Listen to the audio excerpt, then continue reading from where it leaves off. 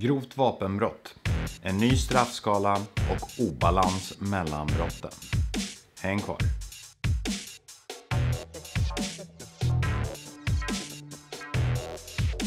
Välkomna tillbaka till Advokatsnack. Mitt namn är David Massi, jag är advokat och arbetar som försvarare.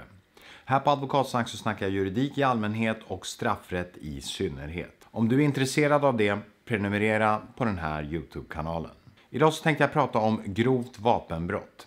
Vi har en ny straffskala som började gälla 1 januari 2018. Jag tänkte prata om just straffskalan för det här brottet och hur den här nya straffskalan enligt min uppfattning skapar en obalans mellan de olika brotten. Den 1 januari 2018 så skärptes minimistraffet för brottet grovt vapenbrott. Minimistraffet höjdes från 1 års fängelse till 2 års fängelse. Det är alltså en markant höjning av minimistraffet, en dubbling utav minimistraffet. Anledningen till varför man har lagt sig just på 2 år i minimistraff för grovt vapenbrott har att göra med reglerna som vi har kring obligatorisk häktning. Genom att sätta minimistraffet på just 2 år så gäller obligatorisk häktning.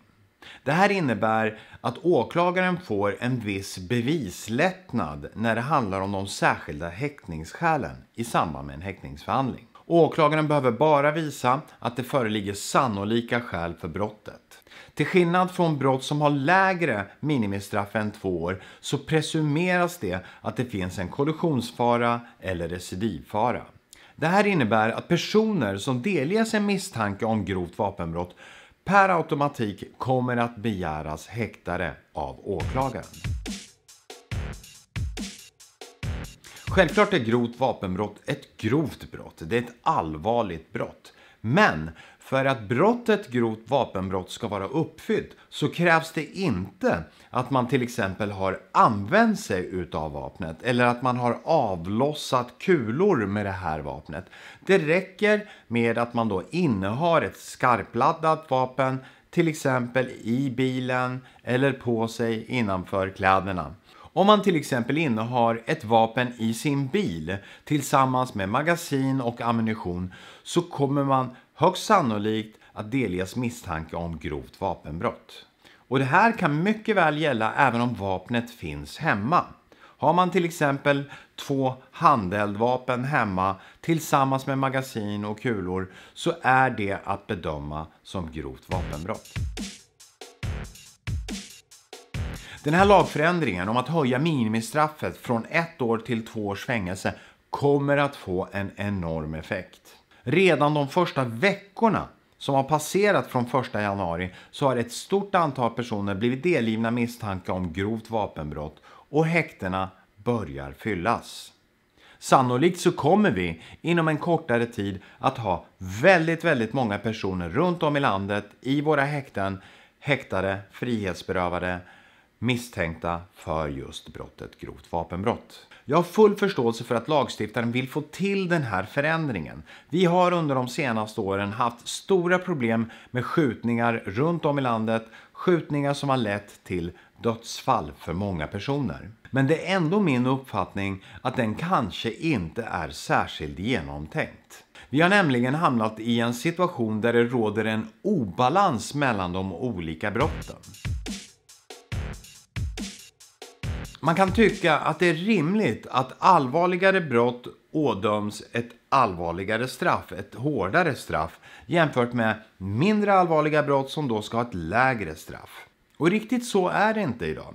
Det räcker med att jämföra brottet grovt vapenbrott med brottet grov misshandel. För att kunna fällas till ansvar för brottet grov misshandel så ska man ha åsamkat brottsoffret antingen en livsfarlig skada eller så ska man ha visat en särskild hänsynslöshet och råhet vid utövandet av våldet. Under alla förhållanden så krävs det för att man då ska kunna fällas till ansvar för grov misshandel att brottsoffret skadats allvarligt. Grov misshandel är givetvis ett väldigt allvarligt brott. Och minimistraffet för grov misshandel ligger på 1,5 år. Även den här straffskalan höjdes nyligen den 1 juli 2017. För att fällas till ansvar för grovt vapenbrott så behöver man inte på något sätt ha skadat någon annan. Man behöver inte ens ha avlossat det här vapnet. Det räcker med innehav.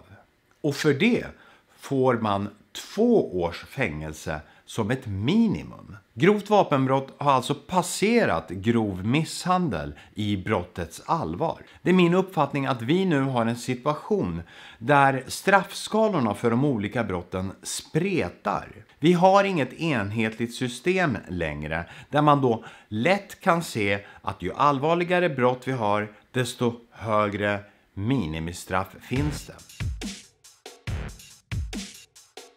Lagstiftningen kring de olika brotten har under de senaste åren haft ett populistiskt inslag. Ju mer ramaskri det har varit kring ett visst särskilt brott, desto större benägenhet har lagstiftaren haft för att höja brottets straffskala i någon mån. Antingen uppåt i form av högre maximistraff eller neråt i form av högre minimistraff. Jag tycker det är dags för lagstiftaren att sätta sig ner i lugn och ro och gå igenom samtliga brott. Och försöka få till ett mer enhetligt system, en mer enhetlig bedömning för alla brotten. Där varje brott bedöms efter dess allvar och så sätter man minimi- och maximistraff för det brottet därefter.